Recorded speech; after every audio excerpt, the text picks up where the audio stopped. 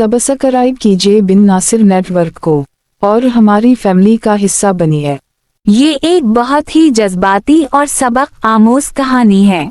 सच्ची मोहब्बत और मेहनत की कहानी। मैं उसे बोर उकता देने वाला समझकर ब्रेकअप करने से महज 1 मिनट की दूरी पर थी। हफ्ते की रात थी। मैंने नया लिबास पहना था, बाल बनाए थे और महंगी खुशबू लगा रखी थी। मैं बिल्कुल परफेक्ट लग रही थी। मैं पूरे हफ्ते से इस डेट नाइट का इंतजार कर रही थी। दूसरी तरफ मेरा फोन नोटिफिकेशन से भर रहा था। मेरी सहेलियां शहर के पोश इलाके में थीं, अपनी वीडियोस पोस्ट कर रही थीं और अपने फन रंगीन मिजाज बॉयफ्रेंड्स के साथ कहकहे लगा रही थीं।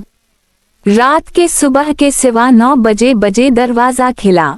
माइकल अंदर दाखिल हुआ। हाथ में कोई फूल नहीं थे, बस इसकी पलकों पर दीवारों का सुफूफ ड्राई वॉल डस्ट था और जिस्म से लकड़ी के बरादे की बो आ रही थी। इसमें बिल्कुल हिम्मत नहीं थी।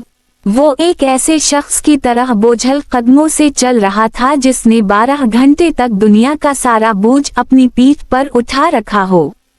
उसने लरसती आवाज में सरगोशी की, मुझे मुआफ कर दो जाने मन, बस मुझे 5 मिनट शावर लेने दो ताकि मैं खुद को तरोताजा कर लूं।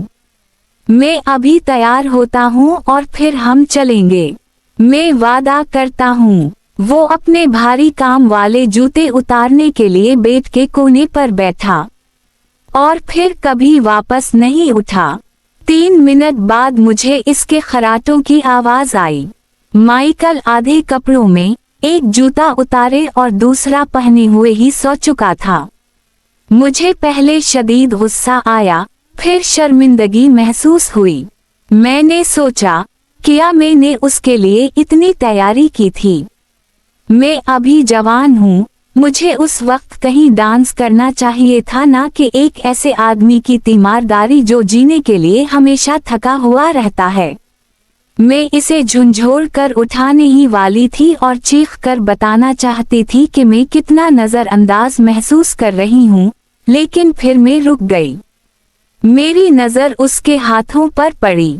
वो हाथ खुरदरे थे, जोर से जय हुए थे। छोटे छोटे जख्मों पर नए जख्म आ रहे थे। केमिकल्स और ठंडी हवा की वजह से इसकी जल्द खुश्क होकर फट चुकी थी। और अचानक सच्चाई मुझ पर बिजली बनकर गिरी। मुझे मंगल की रात की अपनी वो गुफ्तगू याद आई जब मैं बिलों की वजह से रो रही थी और कह रही थी, मुझे डर है कि इस महंगाई में हम कभी अपना घर नहीं ले पाएंगे। तब माइकल ने इन्हीं हाथों से मेरा हाथ थामा था, मेरी आंखों में देखा था और कहा था, सारा, मैं सब संभाल लूंगा। तुम मुझ पर भरोसा रखो, मैं तुम्हें वो घर और इसका आंगन जरूर दूंगा। एक नया एहसास। वो गंदे हाथ लापरवाही की अलामत नहीं थे, वो मोहब्बत की निशानी थे। माइकल बोर नहीं था और ना ही वो मुझे नजरअंदाज कर रहा था, बल्कि वो इस कंस्ट्रक्शन साइट पर अपनी जवानी निछावर कर रहा था।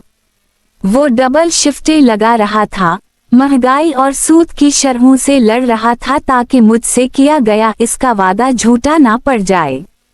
जब मेरे दोस्तों के बॉयफ्रेंड्स महज 3 घंटे अमीर नजर आने के लिए अपनी पूरी तनख्वाह उड़ा रहे थे, माइकल अपना जिस्म तोड़कर हमारे मुस्तकबिल की बुनियादें रख रहा था। मेरा गुस्सा खत्म हो गया और गले में एक फानस सी चुभने लगी। मैंने इसे नहीं जगाया। मैंने नरमी से उसका दूसरा जूता भी उतार दिया, इस पर भारी कंबल डाला, बाथरूम जाकर खामोशी से अपना मेकअप साफ किया और इसके बराबर में लेटकर इसकी थकी हुई कमर से लपट गई।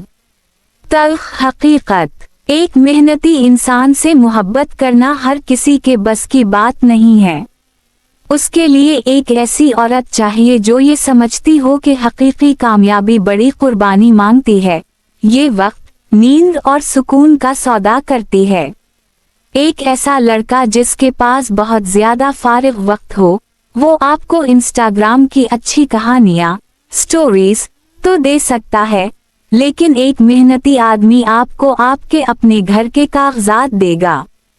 इस मर्द की कदर करें जो थका हारा घर लूटता है, क्योंकि जिस शख्स के पास हर वीकेंड पर पार्टी करने की तवानाई होती है, वो तवानाई अक्सर इसलिए होती है क्योंकि वो आपके मुस्तकबिल के लिए संजीदगी से कुछ तामीर नहीं कर रहा होता।